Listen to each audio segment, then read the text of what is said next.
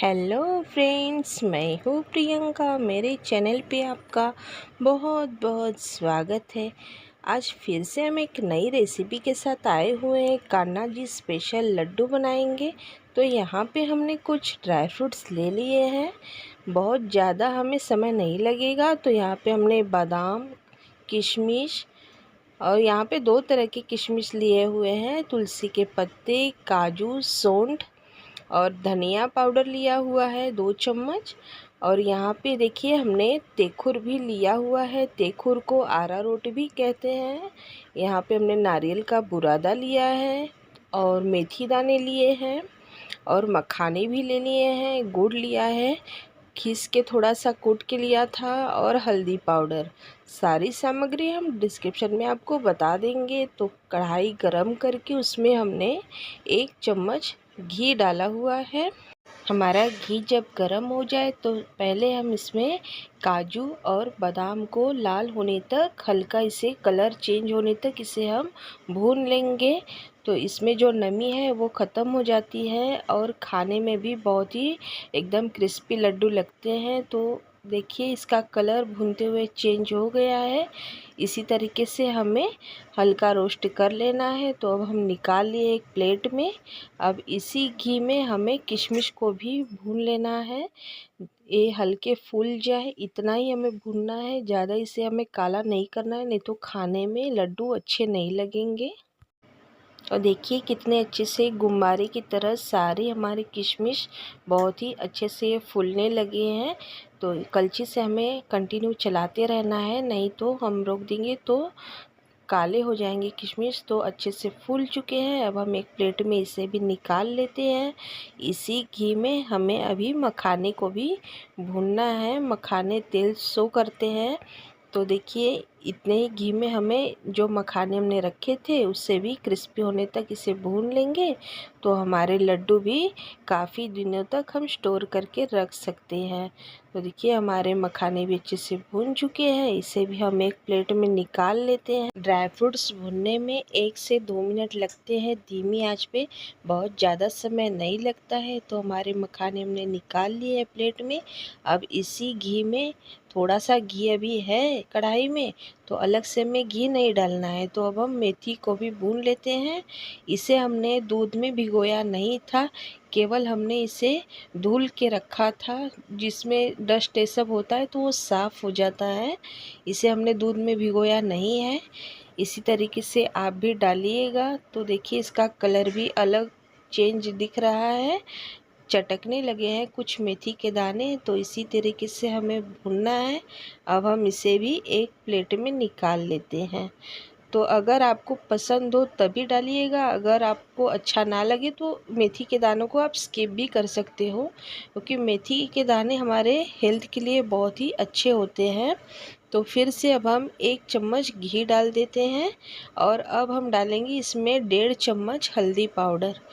तो हल्दी से हमारे जो लड्डू है बहुत ही अच्छा कलर भी आएगा और हेल्दी भी होता है। हल्दी हमारे सेहत के लिए, जो गर्भवती महिला होती है उनको ये लड्डू बहुत ही फ़ायदेमंद होता है। तो इसी हल्दी में अब हम डालेंगे तेखुर और धनिया पाउडर डालेंगे और सौंठ पाउडर डालेंगे।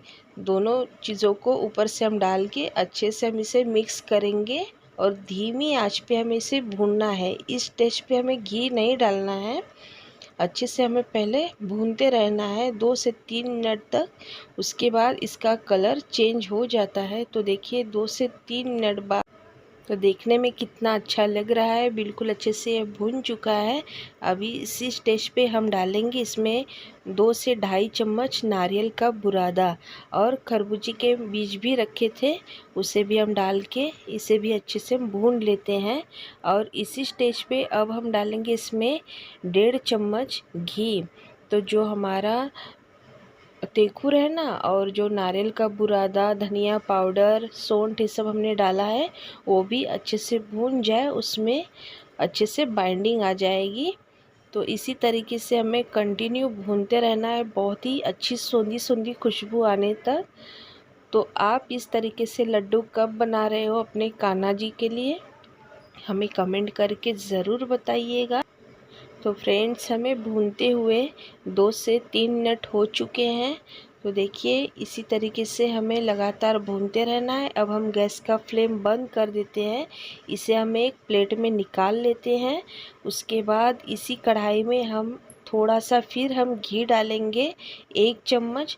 उसमें जो हमने गुड़ को ग्रेट करके रखे हुए थे उसे भी हम डाल देंगे और इसे मेल्ट केवल करना है। इसे हमें चाशनी नहीं बनानी है, ना ही इसमें पानी डालना है, केवल इसे हमें पिघलाना है। तो देखिए इसी तरीके से बहुत ही आसानी से मेल्ट हो जाता है। केवल हमें मेल्ट करना है। अगर हम चाशनी बना देंगे, इसका तार और बना देंगे, तो जो हमारे गुड़ है बहुत ही सख्त बन जाएंगे। तो पहले हम मेथी के दाने को अच्छे से मिक्सी जार में हम पीस लेते हैं दरबरा सा इसी तरीके से।